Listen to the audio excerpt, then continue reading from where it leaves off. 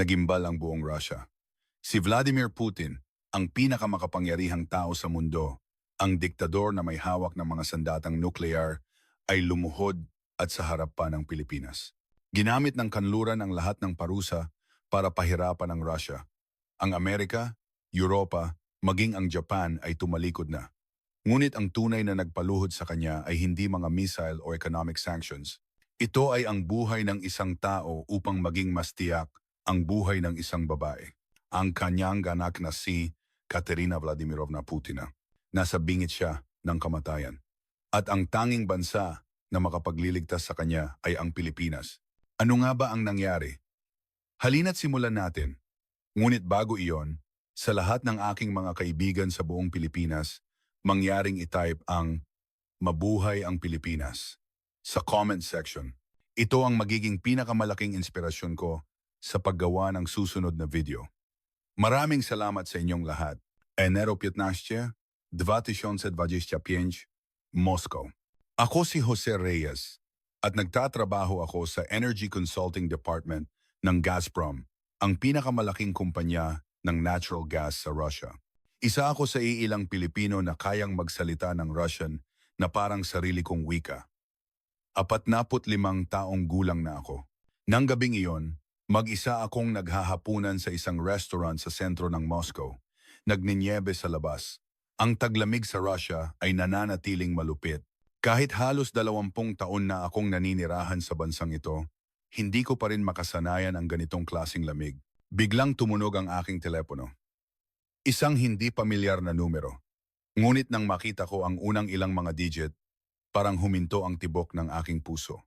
Ito ay isang espesyal na linya na ginagamit lamang sa loob ng Kremlin.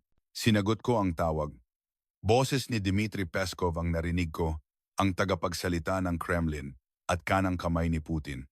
Mr. Reyes, pinapatawag po kayo ng presidente. Maaari ba kayong pumunta sa Kremlin bukas ng 10:00 ng umaga? Maaari ko bang malaman kung tungkol saan? Tanong ko. Natahimik sandali sa kabilang linya. Pagkatapos, bumulong si Peskov, nasa kritikal na kondisyon si Miss Katerina. Nahulog ang hawak kong tinidor. Ang matinis na tunog nito ay umalingaw-ngaw sa buong restaurant. Tumingin sa akin ang mga tao sa paligid, ngunit wala akong maramdaman. Katerina, hindi ko na alam kung gaano nakatagal mula nang huli kong narinig ang pangalang iyon. 20 taon na ang lumipas, ngunit ang kanyang mukha ay nananatiling malinaw sa aking isipan na parang kahapon lang. Taglamig ng 2005 Moscow. 32 taong gulang ako noon. 2 taon pa lang na nagtatrabaho sa Russian subsidiary ng San Miguel Corporation.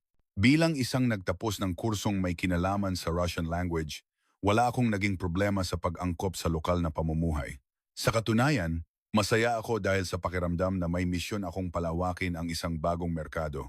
Noong Disyembre ng taong iyon, dumalo ako sa Moscow International Business Forum bilang kinatawan ng San Miguel Corporation Russia. Napakagarbo ng pagtitipon. Naroon ang mga bagong mayaman ng Russia, mga opisyal ng gobyerno at mga matataas na ehekutibo mula sa mga dayuhang kumpanya. Doon ko siya unang nakita. Isang 22 taong gulang na babaeng blonde, may mga asul na mata at maputing balat, ngunit hindi ang kanyang hitsura ang umakit sa akin, kundi ang kanyang talumpati sa entablado. Matatas niyang ipinaliwanag ang hinaharap ng industriya ng enerhiya sa Russia na may matalas na pagsusuri at perpektong Ingles. Nabighani ako, pagkatapos ng kanyang talumpati, nilakasan ko ang aking loob at nilapitan siya. Siyempre, alam ko na kung sino siya. Ang pangalawang anak na babae ni Vladimir Putin. Napakagaling ng iyong talumpati, sabi ko sa Russian. Nanlaki ang kanyang mga mata, at pagkatapos ay ngumiti siya at sumagot, Pilipino ka, hindi ba? Ang galing ng iyong Russian accent. Ngumiti ako at sinabing, mahal ko kasi ang bansang ito, kaya sineryoso ko ang pag-aaral. Ngumiti rin siya, hanggang ngayon, tandang-tanda ko pa ang ngiting iyon puro at mainit. Ako si Katerina. Tawagin mo na lang akong Katya. Iyon ang simula. Naging malapit kami sa isa't isa. Madalas na ginagamit ang mga business meeting bilang dahilan para magkita. Ang totoo, gustong-gusto ko ang mga sandaling kasama ko siya. Matalino siya, mabilis mag-isip, at higit sa lahat, tapat na nagpapalimot sa akin kung sino ang kanyang ama. Tagsibol ng 2006, nagpahayag ako ng pag-ibig sa kanya sa isang maliit na coffee shop sa tabi ng Moskva River. Habang pinagmamasdan ang ilog na dinadaluyan ng natutunaw na yelo, sinabi ko sa nanginginig na boses, "Katya, mahal kita." May namuong luha sa kanyang mga mata, ngunit hindi iyon luha ng kalungkutan. Nagsimula kaming magkaroon ng relasyon ng may pag-iingat. Dahil sa kanyang pagkakakilanlan, hindi kami maaaring magkita sa publiko. Ngunit hindi iyon mahalaga dahil sapat na ang magkasama kami. Lang Xian Ling Chi. Nag-propose ako sa kanya. Isang singsing na personal kong idinisenyo, isang white gold na may maliit na diamante. Hindi ito magarbo, ngunit puno ito ng aking katapatan. Nang tumango siya habang umiiyak, naramdaman kong pag-aari ko na ang buong mundo, ngunit hindi nagtagal ang kaligayahan. Isang araw noong 2008, ipinatawag ako sa Kremlin. Si Presidente Putin mismo ang nagpatawag. Sa sandaling pumasok ako sa kanyang opisina, naramdaman kong may masamang mangyayari. Nakaupo siya sa likod ng kanyang mesa, nakatitig sa akin. May malamig na galit sa kanyang mga mata.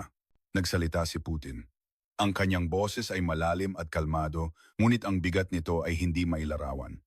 "Mr. Reyes, gusto mong pakasalan ng anak ko?" Yumuko ako. "Ginoong Presidente, mahal ko po si Katerina." Pinalo niya ang mesa. Bam! Umalingaw-ngaw ang tunog sa silid. Isang Pilipino na magpapakasal sa anak ng presidente ng Russia? Sa tingin mo ba'y katanggap-tanggap iyan? Ang nasyonalidad ay hindi hadlang sa pag-ibig, Ginoong Presidente, sagot ko. Tumayo si Putin at lumapit sa bintana, nakatalikod sa akin. Pagkatapos ay bumulong siya, "Alam kong hindi ka masamang tao. Inimbestigahan na kita. Masipag, matalino, at tunay na mahal si Katya. Alam ko ang lahat ng yan."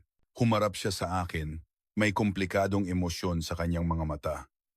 Pero hindi maaari. Hinding-hindi. "Bakit po hindi, Ginoong Presidente?" Tanong ko. Lumapit si Putin at bumulong. "Dahil anak ko siya. Gusto kong ilayo si Katya sa mundong ito, sa maruming laro ng politika at kapangyarihan. Gusto ko ng simpleng buhay para sa kanya. Ngunit kung magpapakasal kayo, lahat ng mata ay nasa inyo. Hahanapan nila ng kahulugang politikal ang ugnayan ng Pilipinas at Russia. Habang buhay, hindi makakatakas si Katya sa aninong iyon. Gusto kong tumutol, ngunit alam kong may punto siya." Idinagdag pa ni Putin, "At kinamumuhian ako ng kanluran, pati na ang aking pamilya. Sa sandaling ikasal kayo, magiging target ka rin ng kanilang puot. Masisira ang buhay mo." "Wala po akong pakialam doon," sabi ko. "Pero ako, may pakialam ako." Mariin niyang sinabi, "Para sa kaligayahan ng anak ko, hindi ito mangyayari."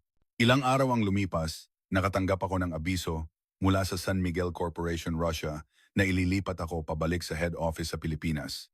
Ang opisyal na dahilan ay personnel reshuffle, ngunit alam ko ang tunay na dahilan. Bago ako umuwi sa Pilipinas, huli kaming nagkita ni Katerina sa isang maliit na parke sa labas ng Moscow. Umiiyak siya. Ako rin. "Patawad, Jose. Hindi ko nakumbinsi si Papa." Niyakap ko siya. "Ayos lang. Hindi mo ito kasalanan." Tumingin siya sa aking mga mata at sinabing, "Maghihintay ako. Darating ang araw, magkikita tayong muli. Hihintayin ko ang araw na yon." Inilagay ko ang singsing sa kanyang kamay, ang singsing na ibinigay ko noong nag-propose ako. "Ingatan mo ito. Ito ang puso ko. Babalik ako balang araw." Nang gabing iyon, nilisan ko ang Moscow, iniwan ang kalahati ng aking puso, Lang Xialing Isher. Lumabas sa media sa Pilipinas ang isang ulat. Anak ni Putin, napapabalitang ikakasal sa isang Pilipino. Nakasulat ang pangalan ko sa artikulo. Hindi ko alam kung saan nanggaling ang balita, ngunit nagkagulo ang Russia at Pilipinas. Hinanap ako ng mga reporter. "Totoo po ba? Nagkaroon po ba talaga kayo ng relasyon ng anak ni Putin?" Itinanggi ko ito. Sinabi kong hindi ganoon ang aming relasyon. Isang kasinungalingan iyon, ngunit hindi ko maaaring aminin para protektahan siya. Dahil sa sandaling umamin ako, si Katerina ay magiging target ng media sa buong mundo. At ang pinakakinatatakutan ko ay ang galit ni Putin hindi sa akin, kundi sa kanya. Natakot ako sa sasabihin ng mundo, at dahil sa pagmamahal ni Putin sa kanyang anak, hindi ko ito maaaring kumpirmahin. Lang Xialing Ishiyi. Nabalitaan kong ikinasal si Katerina sa anak ng isang pamilyang oligarch sa Russia, si Kirill Shamalov. Ilang araw akong naglasing. Kahit nakabalik na ako sa head office ng San Miguel, hindi ako makapag-adjust. Ang babaeng mahal ko ay ikinasal na sa iba. Parang katapusan na ng buhay ko. Ngunit bumangon ako. Bumalik ako sa Russia hindi sa San Miguel, kundi sa Gazprom, sa kanilang Energy Consulting Division. Ginamit ko ang aking kaalaman sa Russian at mga koneksyon doon para magsimula ng bagong karera. At nakakagulat na natili akong may ugnayan kay Mr. Cruz, isang senior vice president sa San Miguel Corporation. Nag-uusap kami minsan sa isang buwan. Mr. Reyes, kumusta ka na? Bigyan mo naman ako ng balita tungkol sa Russia. Noong una, hindi ko maintindihan kung bakit niya ako kinokontak. Ngunit kalaunan, naintindihan ko. Kailangan ng San Miguel ng isang mahalagang intelligence source sa Russia at wala ng ibang Pilipino na mas nakakakilala sa sitwasyon doon kaysa sa akin. Dahil sa trabaho ko sa Gazprom, natural na nakikihalubilo ako sa mga tao sa politika at negosyo sa Russia. Paminsan-minsan, nakikita ko si Putin sa mga kumperensya tungkol sa enerhiya. Sa tuwing nakikita niya ako, may komplikadong tingin sa kanyang mga mata, ngunit hindi kami nag-uusap. Ganoon din ako. Pabaling-baling ko lang naririnig ang mga balita tungkol kay Katerina. Nag-divorce noong 2018. Bumalik sa akadim. Ngunit hindi ko siya direktang kinontak. Pakiramdam ko, wala akong karapatan. Lumipas ang 17 taon. Enero 11. 2025. Bumalik sa kasalukuyan.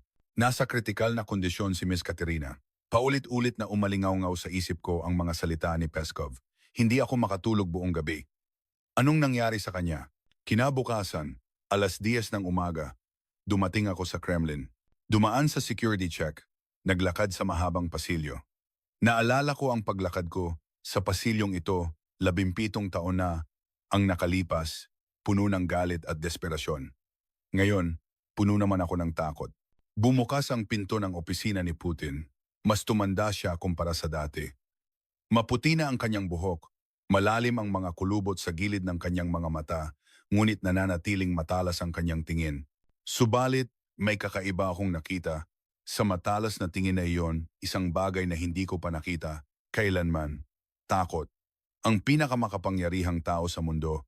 May takot sa kanyang mga mata. Matagal na tayong hindi nagkita, Mr. Reyes, sabi ni Putin. Yumuko ako. Opo, Ginoong Presidente. Pinapatawag ninyo raw po ako. Lumapit siya sa bintana, pinagmasdan ang kulay-abong kalangitan ng Moscow. Mamatay na si Katya. Sa sandaling iyon, parang huminto ang tibok ng aking puso.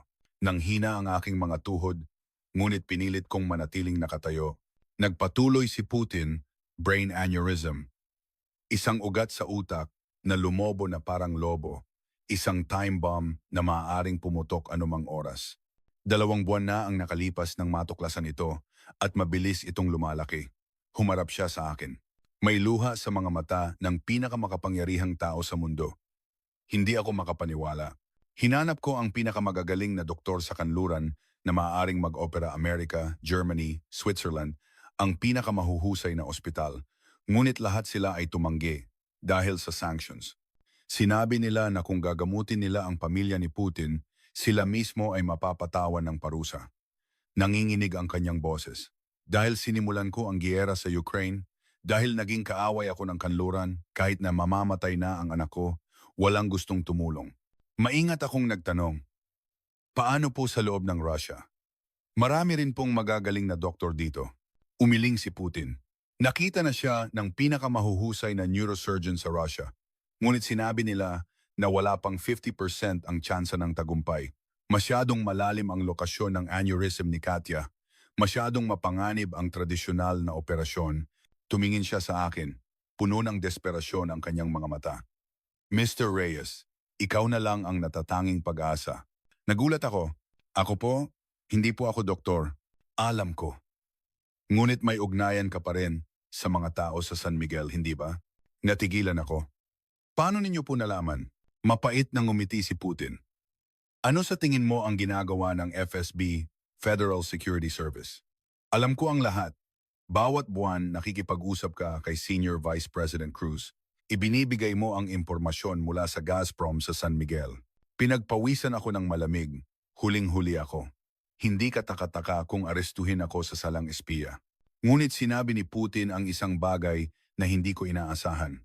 Nagpapasalamat ako sa iyo dahil sa iyo nasusubaybayan ko ang mga galaw ng San Miguel. Naging kapaki-pakinabang ka sa ating dalawa. Lumapit siya. Mr. Reyes, sa totoo lang, ang Pilipinas na lang marahil ang tanging sagot. Ano po ang ibig ninyong sabihin, St. Luke's Medical Center sa Bonifacio Global City?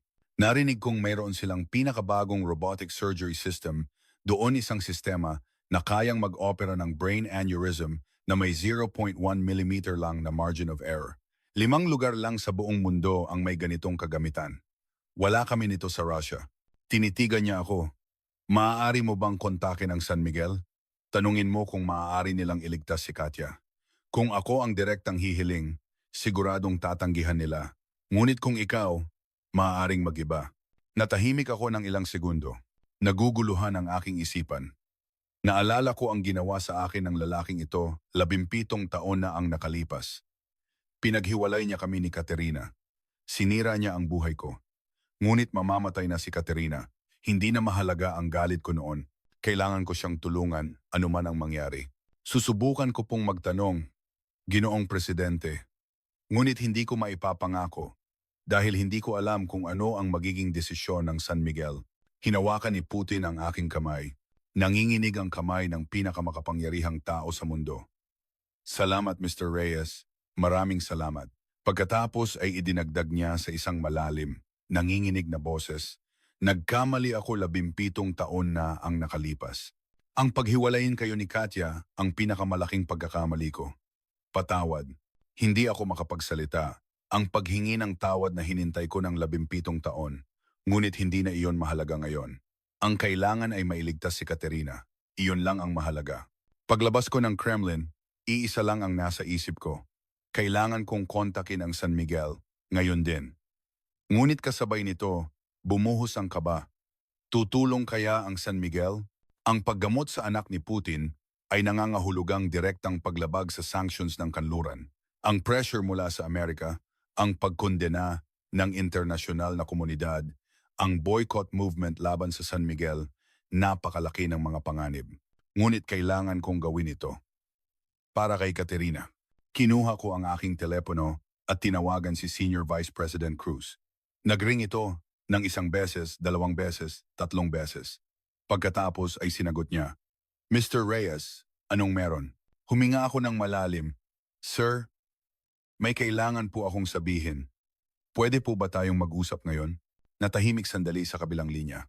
Hindi ko alam kung ano iyan, pero iba ang dating ng boses mo.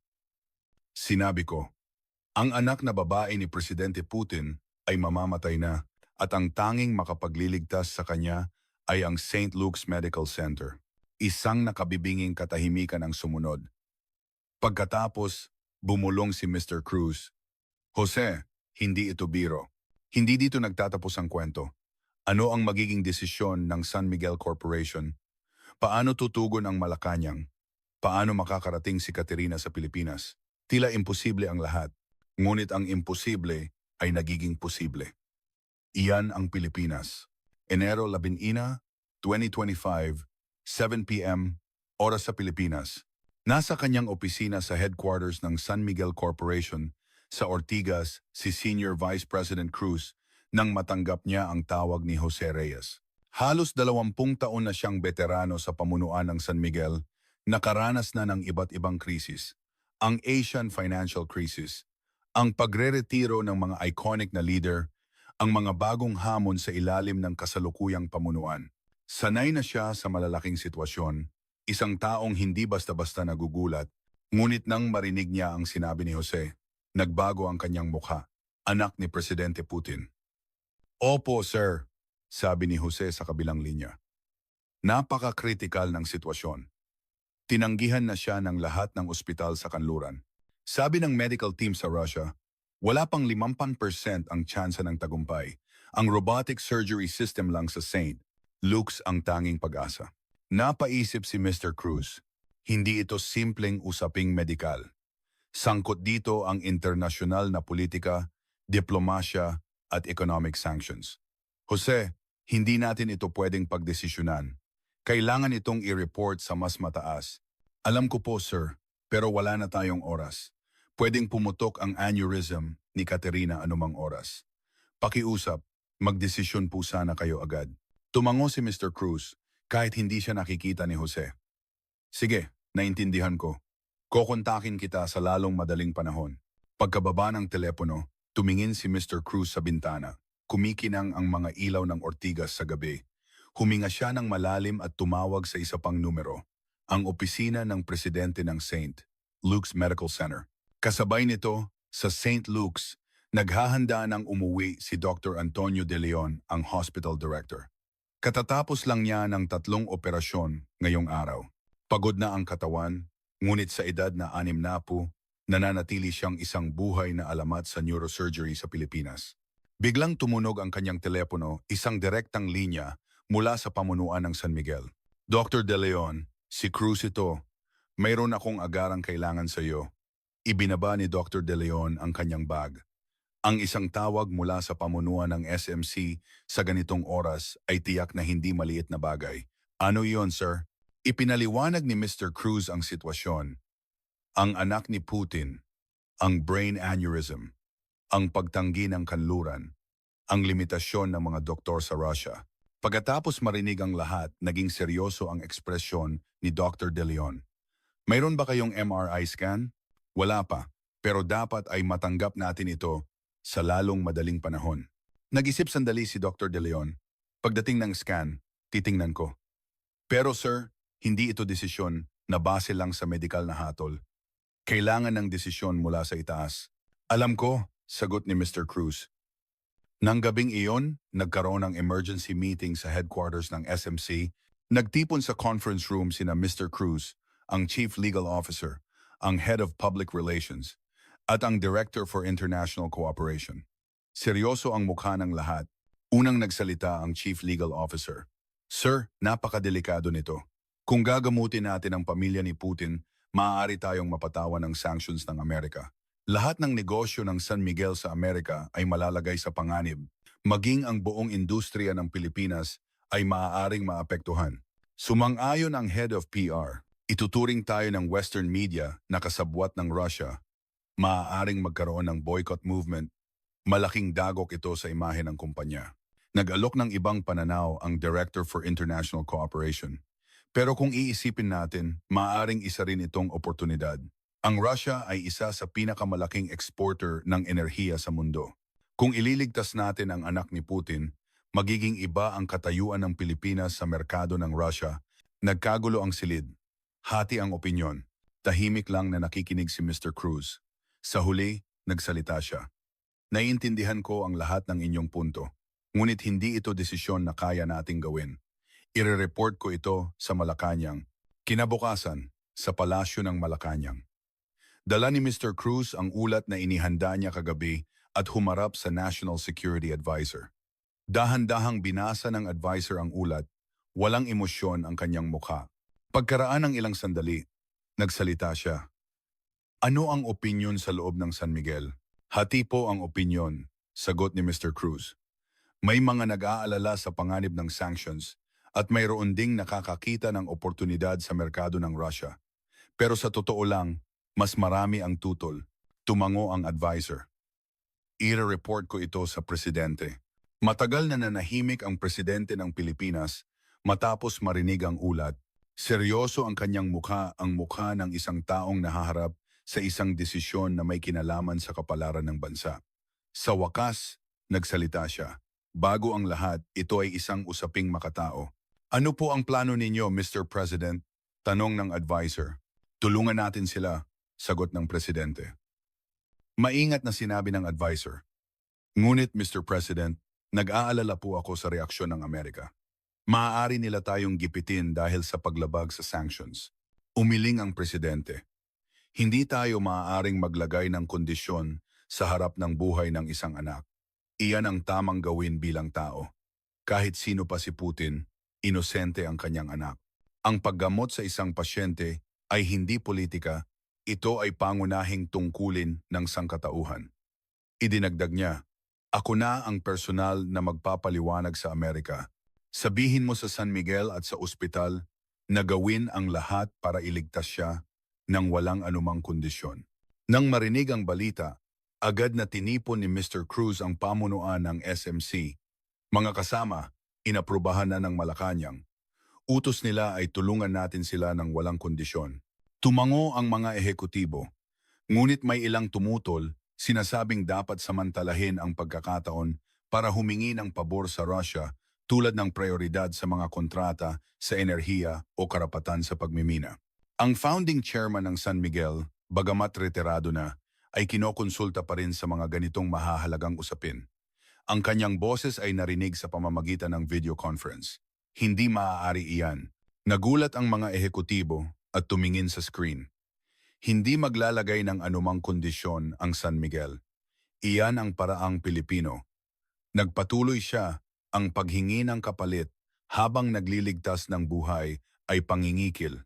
Ang benepisyong nakuha sa pangingikil ay hindi magtatagal.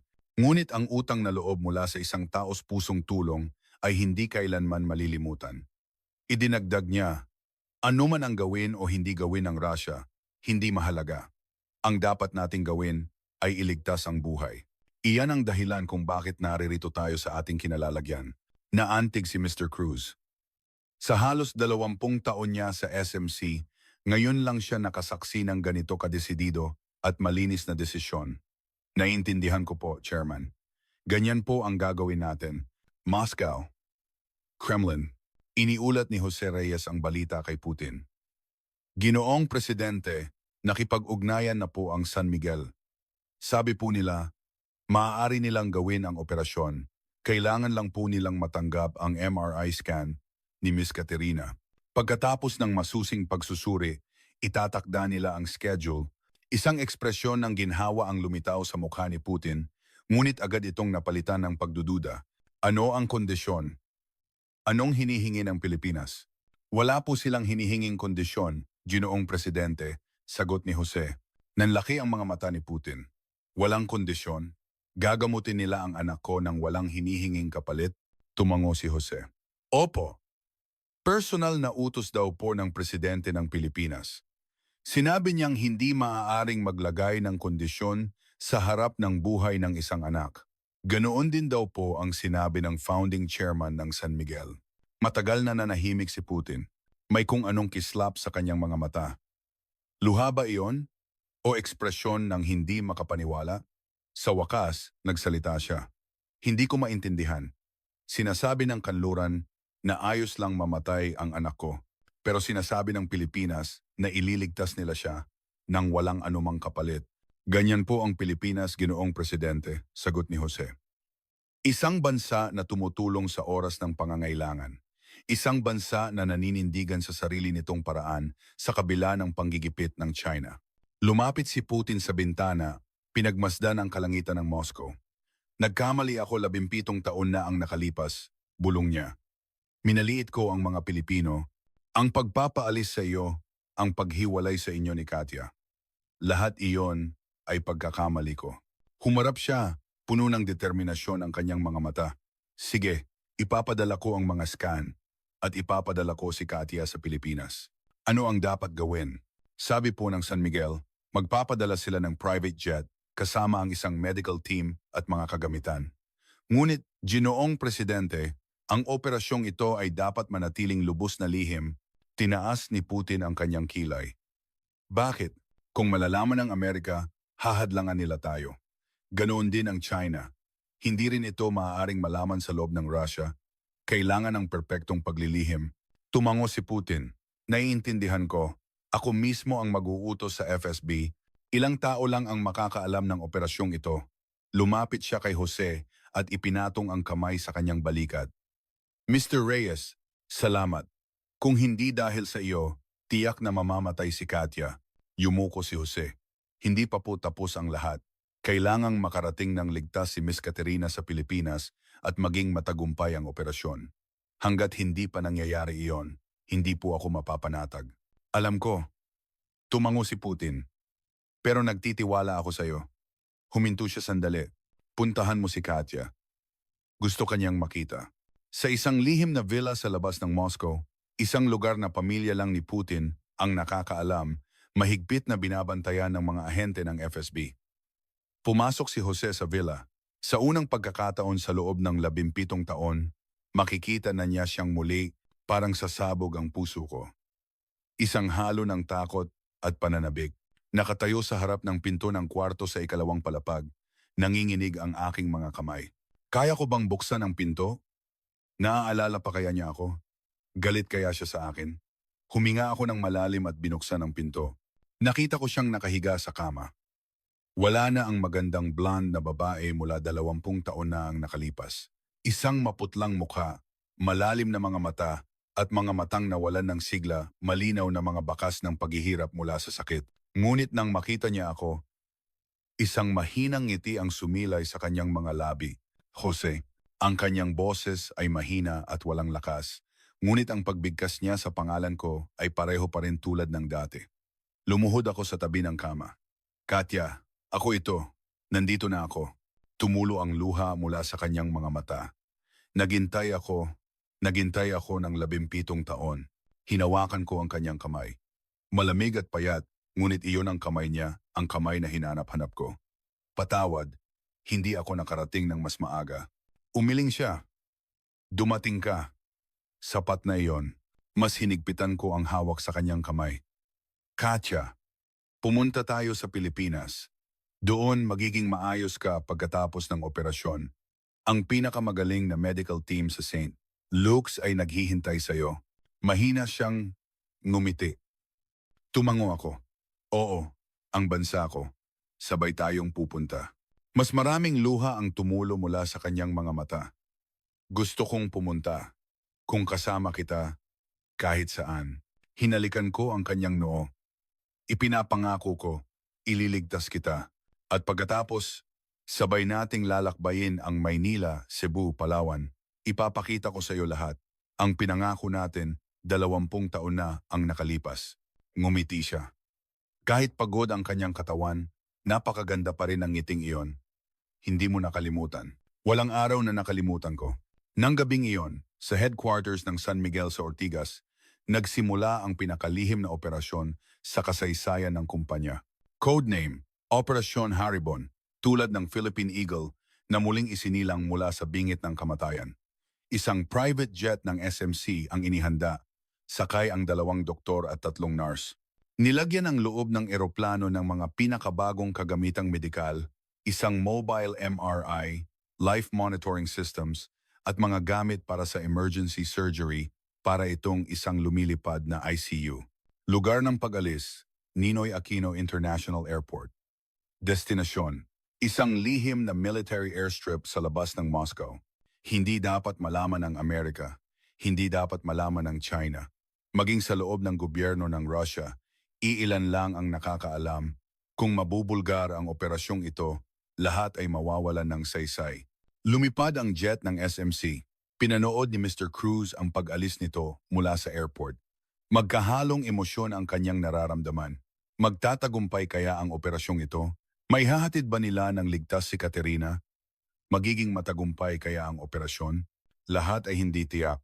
Ngunit isang bagay ang sigurado. Ginagawa ng Pilipinas ang tama. Tumingala siya sa kalangitan habang papalayo ang mga ilaw ng eroplano. Sana maging maayos ang lahat, bulong niya. Hindi dito nagtatapos ang kwento. Ligtas bang makakarating ang jet ng SMC sa Moscow? Magiging matagumpay ba ang paglipat kay Katerina? Anong mga krisis ang haharapin sa daan? Tila imposible ang lahat. Ngunit ang imposible ay nagiging posible. Iyan ang Pilipinas.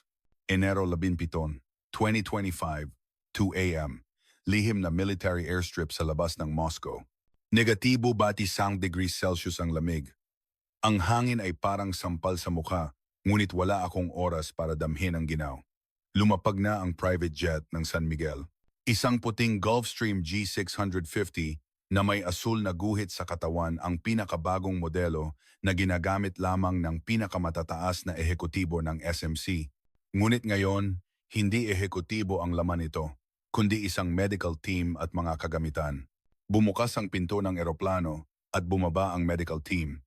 Si Dr. Mark Santos, isang emergency medicine specialist, si Nurse Liza Cruz, at 3 pa. Seryoso ang kanilang mga mukha. Kayo po ba si Mr. Reyes? Lumapit sa akin si Dr. Santos. Kami po ang emergency medical team mula sa St. Luke's. Kumusta po ang lagay ng pasyente? Hindi maganda, sagot ko. Nagsimulang sumakit ang ulo niya kahapon ng hapon at nagsuka siya kaninang madaling araw. Kailangan na siyang mailipat agad. Naging mas seryoso ang mukha ni Dr. Santos. Mukhang lumalaki ang aneurysm. Bilisan na natin. Inilagay si Caterina sa isang espesyal na mobile stretcher at inilipat sa loob ng eroplano. Mahigpit na nagbabantay sa paligid ang mga ahente ng FSB, ang elite unit na personal na inutos ni Putin. Matalas ang kanilang mga tingin na para bang may utos na lipulin ang sinuman sa sandaling malaman ang sikreto. Nakatayo ako sa tabi ng kama ni Caterina. Nakapikit siya, ngunit mahigpit na hawak ang aking kamay. Jose, natatakot ako. Nanginginig niyang sabi. Mas hinigpitan ko ang hawak sa kanyang kamay. Huwag kang mag-alala, nandito lang ako sa tabi mo. Hindi kita iiwan. Naging abala ang medical team, ikinakabit ang mga life monitoring device, naglalagay ng IV drip, at isinusuot ang oxygen mask. Ang cabin ng eroplano ay naging isang instant ICU. Blood pressure 145,920, pulse 88, stable sa ngayon pero maaaring magbago sa biyahe. Kailangan nating umalis agad, ulat ni Dr. Santos. Tumango ako at sininyasan ng piloto. Nagsara ang pinto ng eroplano bago kami lumipad. Isang figura na nakasuot ng itim na coat ang lumitaw sa airstrip. Kahit sa dilim, nakikita ko siya. Nakatingin siya sa bintana ng eroplano at kumaway. Mula sa bintana, tinitingnan ni Caterina ang kanyang ama. May luha sa kanyang mga mata. Makikita mo rin siyang muli pagbalik mo. Huwag kang mag-alala, sabi ko sa kanya. Tumango siya. Nagsimulang gumalaw ang eroplano sa runway. Umugong ang makina at pagkatapos ay lumipad kami. Tumingin ako sa bintana. Papaliit ng papaliit ang figura ni Putin. Ang pinakamakapangyarihang tao sa mundo, mag-isang nakatayo habang hinahatid ang kanyang anak. Sa sandaling iyon, hindi siya isang diktador o isang warmonger. Isa lamang siyang ama na nag-aalala para sa kanyang maisakit na anak. Humigit kumulang 8 oras ang biyahe patungong Naiya. Naging maayos ang unang 2 oras. Stable ang kondisyon ni Caterina at bahagyang nakahinga ng maluwag ang medical team.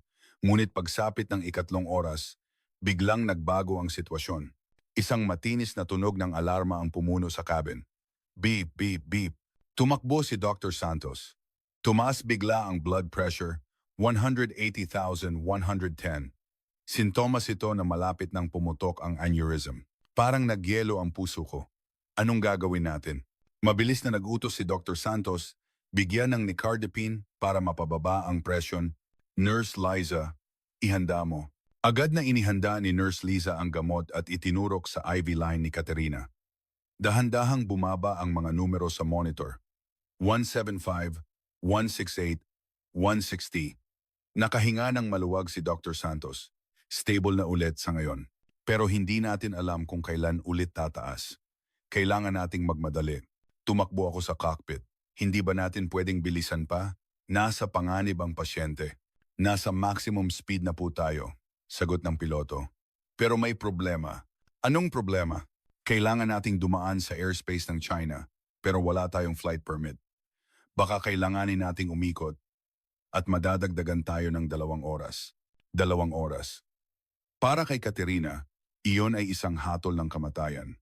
Kinuha ko ang aking telepono at tinawagan si Mr. Cruz. Sir, emergency. Kailangan natin ang permit sa airspace ng China. Kritikal ang kondisyon ng pasyente. Sige, naintindihan ko. Ako na ang bahala. Bigyan mo ako ng 5 minuto, sabi ni Mr. Cruz sa kabilang linya. Agad na kinontak ni Mr. Cruz ang Malacanang. Ang National Security Council ay agarang nakipag-ugnayan sa China. Ang gobyerno mismo ng Pilipinas ang nakiusap. Ito ay isang humanitarian medical transfer at nasa bingit ng kamatayan ang pasyente. Pakiusap, payagan ninyo kaming dumaan. Noong una, nag-atubili ang China. Alam nilang anak ng presidente ng Russia ang sakay. Sensitibo ito sa politika. Ngunit hindi sumuko ang Pilipinas. Hindi ito politika. Ito ay tungkol sa buhay. Mamamatay na ang pasyente. Sa huli, pumayag ang China na may kondisyon. Iwasan ang airspace sa itaas ng Beijing at dumaan sa timog na ruta. Ngunit sapat na iyon para makatipid kami ng 30 minuto. Pagsapit ng ikalimang oras, muling lumala ang kondisyon ni Katerina at mas malala pa ngayon. Nagsimula siyang magsuka at naging malabo ang kanyang kamalayan. Tumaas ang pressure sa utak niya, sabi ni Dr. Santos sa kinakabahang boses. Mukhang nagsimula ng magdugo ang aneurysm. Limitado lang ang magagawa natin dito sa eroplano. Anong gagawin natin? Tanong ko. Gagamitin natin ang gamot para kontrolin ang sintomas at makarating sa ospital sa lalong madaling panahon. Iyon lang ang paraan. Hinawakan ko ang kamay ni Katerina. Palamig ito ng palamig. Katya, kumapit ka. Konti na lang, malapit na tayo. Mahina niyang iminulat ang kanyang mga mata na hindi na makapokus. Jose, mamamatay na ba ako? Umiling ako. Hindi. Hinding-hindi ka mamamatay. Hindi kita hahayaang mawala. Mahina siyang ngumiti. Sinungaling. Namumula na ang mga mata mo. Pinunasan ko ang aking luha. Hindi ako pwedeng umiyak sa harap niya. Hindi ko siya pwedeng bigyan ng dahilan para matakot. Ipinikit niya ang kanyang mga mata. Salamat, Jose, dahil nakita kitang muli. Mas hinigpitan ko ang hawak sa kanyang kamay. Hindi pa tapos. Gagaling ka pagdating natin sa Pilipinas. Di ba't nangako tayong lalakbayin ang Maynila? Hindi mo pwedeng sirain ang pangako mo. Hindi siya sumagot. Nakatulog ba siya? O bumaba na ang kanyang kamalayan? Kontakin ang St. Luke's. Kinakabahang, sabi ni Dr. Santos. Sabihin ninyong ihanda agad ang operating room pagkalapag natin. Sa ikapitong oras, pumasok na kami sa airspace ng Pilipinas. Tumingin ako sa bintana, sa dilim ng madaling araw. Bahagya kong nakita ang mga ilaw. Pilipinas, ang aking bayan. Ang tanging bansa na makapagliligtas kay Katerina. Lalapag tayo sa Naya sa loob ng 15 minuto, ulat ng piloto. Nakahinga ako ng maluwag, ngunit hindi pa tapos ang laban. Patuloy na lumalala ang kondisyon ni Katerina.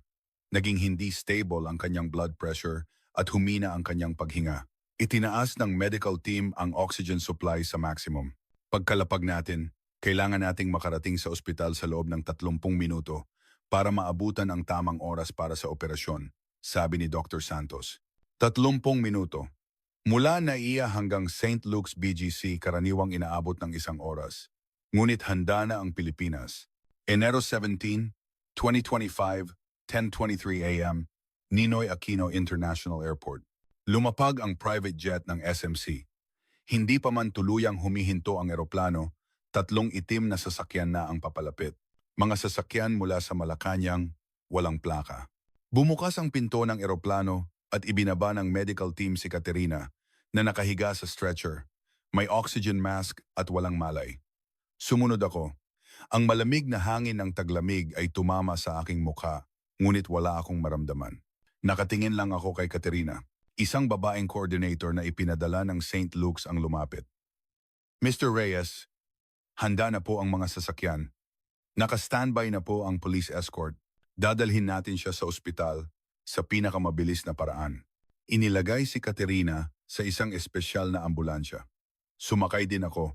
Umalis ang mga sasakyan. Isang police car ang nanguna, ang sirena nito ay umalingaw-ngaw sa hangin. Tumabi ang lahat ng sasakyan. Para bang ang buong Pilipinas ay nagbibigay daan para sa buhay ng isang tao. Hawak ko ang kamay ni Katerina, nakatingin sa bintana. Mabilis na dumadaan ang tanawin ng umaga sa Maynila. Pagtawid namin sa Pasig River, nagsimulang sumikat ang araw. Napakaganda, ngunit wala akong panahon para namnamin ang ganda. Nakatingin lang ako kay Katerina. Stable ang blood pressure niya, pero kailangan na nating mag-opera agad. Wala na tayong oras, patuloy na sabi ni Dr. Santos. Binilisan ng driver ang takbo. Lahat ng traffic lights ay berde. May isang tao sa control center na ginawang berde ang lahat ng signal para sa amin. Ito ang lakas ng Pilipinas. Eksaktong 28 minuto, dumating kami sa basement parking ng St. Luke's Medical Center BGC. Isang medical team na nakaputing gown ang naghihintay sa harap ng elevator, mahigit 10 tao. Sa gitna nila ay isang lalaking nasa katanghalian ng edad. Maputi na ang buhok ngunit mas matalas pa sa isang binata ang tingin. Si Dr. Antonio De Leon, ang pinakamataas na autoridad sa neurosurgery sa St. Luke's. Ang buhay na alamat ng brain surgery sa Pilipinas. Lumapit siya at sinuri ang kalagayan ni Katerina, pupil reaction, blood pressure, pulse mabilis at tumpak. Malubha ang kalagayan niya. May kaunting pagdurugo na ang aneurysm. Operahan na agad. Tumingin siya sa akin. Kayo po ba ang pamilya? Opo, ako po ang pamilya, sagot ko. Tumango siya. Gagawin namin ang lahat. Pero sa totoo lang, hindi madali ang operasyong ito. Dahil nagsimula na ang pagdurugo, mas mababa ang tsansa ng tagumpay kaysa sa inaasahan. Gaano po kababa? Tanong ko. Mga 65%. Nang hina ang aking mga tuhod. Inalalayan ako ng isang nurse. 35% na tsansa na mamatay si Katerina. Ipinatong ni Dr. De Leon ang kanyang kamay sa aking balikat. Pero mayroon tayong sandata, ang Neuro Armada Navigation System. 5 ospital lang sa buong mundo ang may ganitong kagamitan at isa na tayo roon. May kislap sa kanyang mga mata. Ililigtas ko siya. Magtiwala ka sa akin. Dinala si Katerina sa operating room. Hawak ko ang kanyang kamay, ngunit sa harap ng pinto, kinailangan ko itong bitawan. Katya, maghihintay ako. Kailangan mong bumalik. Nagsara ang pinto ng operating room. Napaupo ako sa upuan sa waiting area at nagsimulang magdasal. Kahit wala akong relihiyon, sa sandaling iyon, sinumang Diyos, anumang Diyos, pakiusap, iligtas ninyo si Katerina. Hindi dito nagtatapos ang kwento. Naging matagumpay ba ang operasyon? Nakaligtas ba si Katerina? Anong mangyayari kapag nalaman ng mundo ang lihim na operasyong ito? Ang 6 na oras na operasyon, ang laban ng 0.1 mm sa pagitan ng buhay at kamatayan. Enero 17, 2025, 11 a.m. Operating Room, Street Luke's Medical Center. BGC, nakatayo si Dr. Antonio De Leon sa harap ng operating table. 30 taong karanasan bilang neurosurgeon, libo-libong brain surgeries na ang kanyang ginawa. Ngunit iba ang operasyon ngayon. Alam niya kung sino ang pasyente, ang anak ni Putin. Ang tagumpay o kabiguan ng operasyong ito ay maaaring magbago sa relasyon ng Pilipinas at Russia, maging sa sitwasyon ng buong mundo. Ngunit inalis ni Dr. De Leon ang mga iniisip na iyon. Sa operating table, hindi siya anak ng isang politiko. Isa lamang siyang pasyente. Isang buhay na kailangang iligtas. Handa na ang surgical team. Isang anesthesiologist, 2 assistant surgeon, 3 surgical nurse, at isang engineer para sa Neuro Armada System, 8 tao lahat. Simulan na natin, sabi ni Dr. De Leon. Ang pamamaraan ay coil embolization, hindi bubuksan ang bungo. Sa halip, isang manipis na catheter ang ipapasok mula sa ugat sa hita, itutulak hanggang sa mga ugat sa utak. Sa loob ng aneurysm, pupunuin ito ng mga platinum coil. Kapag napuno na ito, mawawala ang panganib ng pagputok. Simple pakinggan, ngunit ito ay isang napakadelikadong proseso. Mas manipis pa sa buhok ang mga ugat sa utak. 1 milimetrong pagkakamali ay maaaring ikamatay ng pasyente. Nakatitig si Dr. De Leon sa monitor. Ang Neuro Armada System ay lumilikha ng 3D model ng mga ugat sa utak ng pasyente. Sinusuri ang lokasyon, laki, at bilis ng daloy ng dugo sa aneurysm. Laking aneurysm 8,7 mm. Lokasyon, sa gitnang cerebral artery. Pinakamataas na antas ng kahirapan, ulat ng assistant. Alam ko. Simulan na natin. Tumango si Dr. De Leon. Ipinasok ang catheter sa ugat sa hita ng pasyente.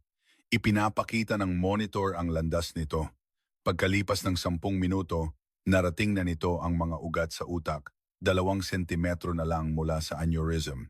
Inayos ni Dr. De Leon ang kanyang paghinga. I activate ang e-guiding system. Isang birding linya ang lumitaw sa monitor, ang pinakamainam na landas na kinakalkula ng sistema. Sinundan ni Dr. De Leon ang linyang iyon hanggang sa marating ang bukana ng aneurysm.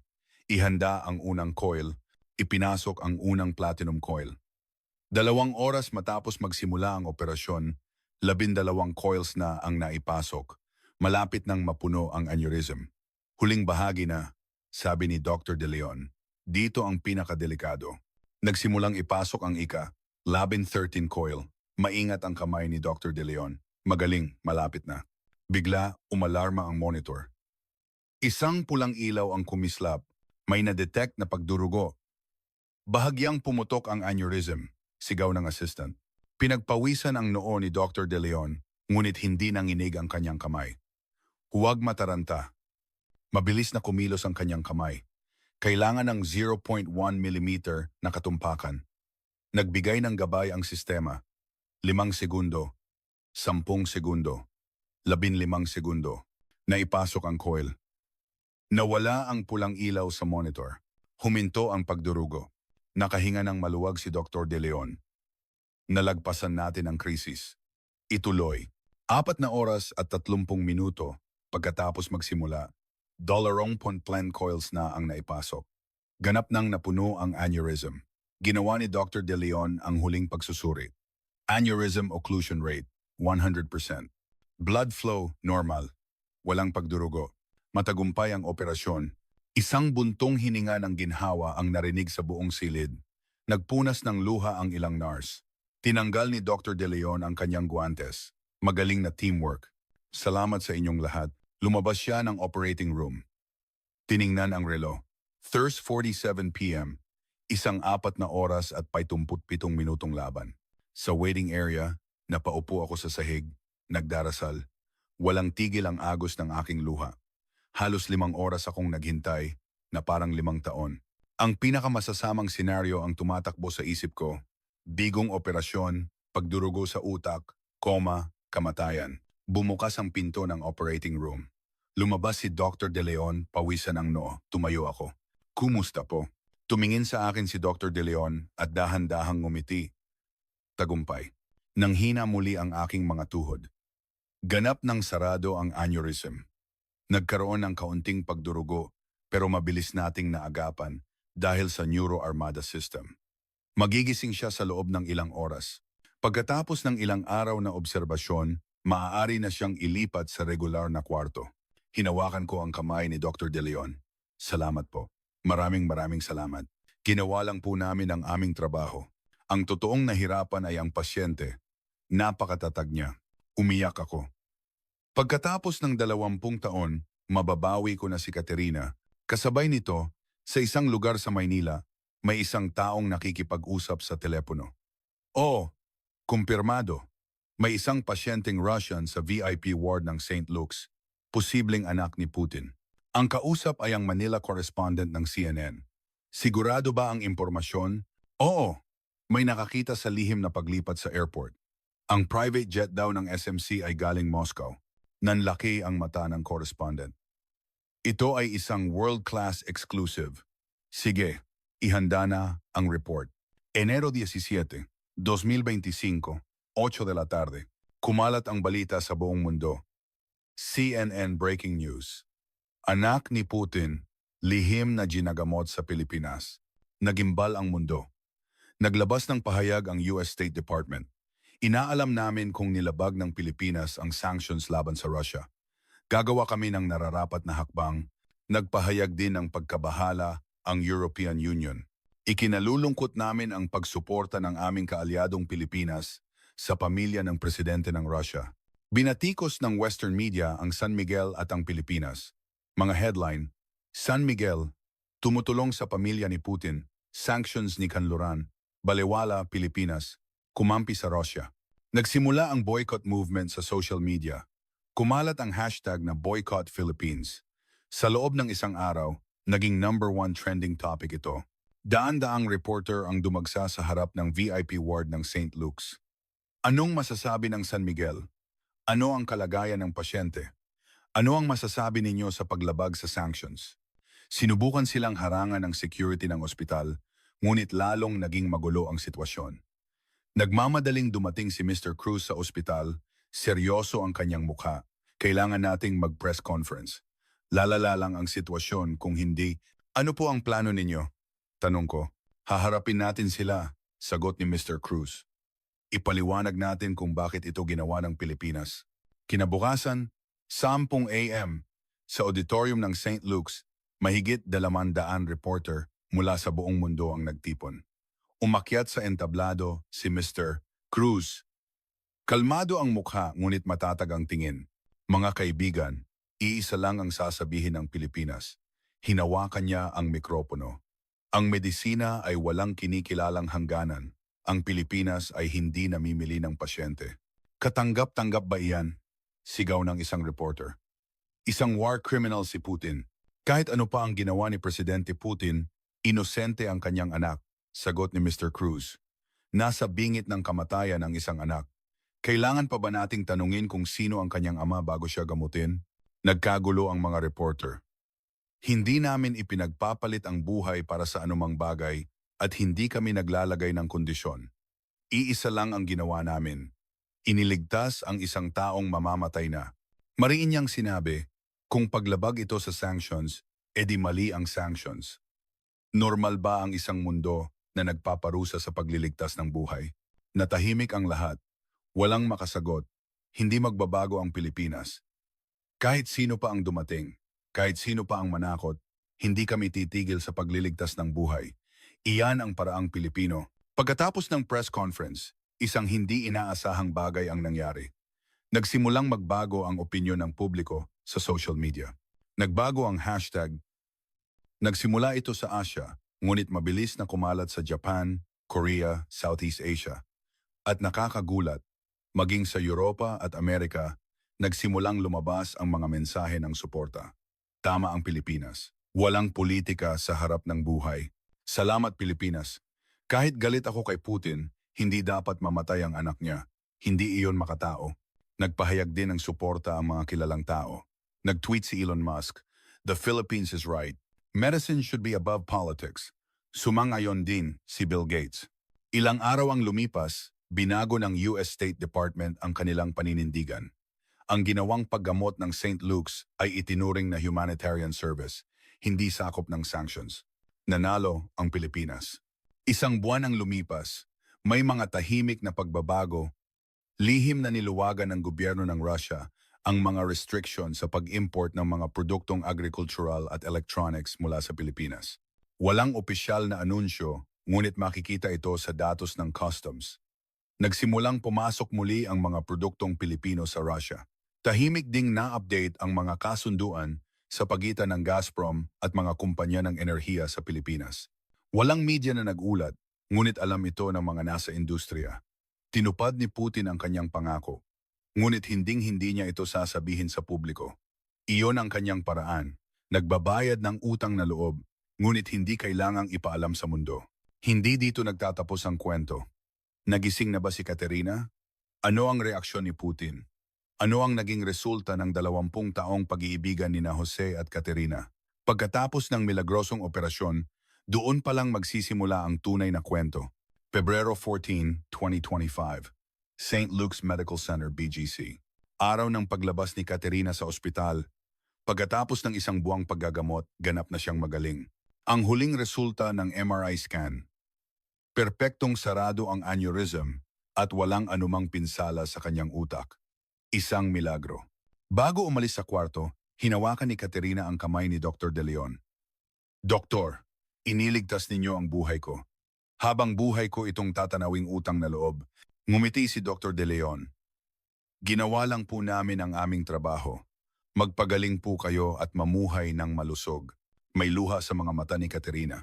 "Hindi ko akalain na ganito kagaling ang teknolohiyang medikal ng Pilipinas. Ang hindi nagawa ng anumang bansa sa kanluran, nagawa ng Pilipinas." Nagpasalamat siya sa Pilipinas, isang bansa na sa kabila ng panggigipit ng China ay nagawang paunlarin ang ganitong kahusay na industriya at teknolohiya. Nang gabing iyon, lumipad ang private jet ng SMC mula sa Naya pabalik sa Moscow. Umuwi na si Katerina sa kanyang ama. "Pinanood ko ang pag-alis ng eroplano mula sa VIP lounge ng airport hanggang sa mawala ang puting katawan nito sa mga ulap. Mabigat ang aking damdamin. Ngunit nagpapasalamat akong nakabalik siya ng buhay." Ilang araw ang lumipas, kinontak ako ni Mr. Cruz. "Jose, may lihim na sulat na dumating mula sa Kremlin. Personal na isinulat ni Putin, hindi ito opisyal na dokumento, kundi isang sulat kamay. Ito ang nilalaman. Ipinapaabot ko ang aking taos-pusong pasasalamat sa St. Luke's Medical Center at sa buong Pilipinas. Hinding-hindi malilimutan ng Russia ang pagliligtas ninyo sa buhay ng aking anak. Dahil sa giyera, hindi ko ito maaaring sabihin sa publiko ngayon. Ngunit ipinapangako ko, Pagkatapos ng digmaang ito, bubuksan ko ang lahat ng pinto para sa teknolohiyang medikal at industriya ng Pilipinas upang umunlad sa lupain ng Russia. Ito ang pinakamaliit na paraan para masuklian ko kayo. Isang makasaysayang dokumento, sabi ni Mr. Cruz. Darating ang araw, tutuparin ang pangakong ito. Tumingin ako sa bintana. Sa maaliwalas na kalangitan ng Maynila, ang Pilipinas ay nag-alok ng tulong ng walang kondisyon. Kahit sa gitna ng panggigipit ng China, kahit sa gitna ng mga hamon sa diplomasya, hindi natinag ang Pilipinas. Ang husay ng mga Pilipino, ang teknolohiyang nagligtas ng buhay, ang milagrong nilikha ng mga kamay, na iyon ay babalik balang araw sa anyo ng mas malalaking oportunidad sa pamamagitan ng mas malawak na mga pinto. Ito ang lakas ng Pilipinas. Maliit man, ngunit malakas. Ang bansa ng Jollibee at ng mga world-class na talento. At kasabay nito, isang bansa na may hawak ng ilan sa mga pinaka-advanced na teknolohiya sa mundo. Kahit hindi ito kinikilala ng China, kinikilala ito ng buong mundo. Isang bansa na nagliligtas ng buhay. Isang bansa na nangunguna sa pamamagitan ng teknolohiya at puso. Ito ang Pilipinas. Salamat sa panonood. Mabuhay ang Pilipinas. Ang inyong subscription, likes at suporta ang aming pinakamalaking inspirasyon sa paggawa ng mga video. Patuloy kaming magsisikap na maghatid sa inyo ng mas magagandang kwento.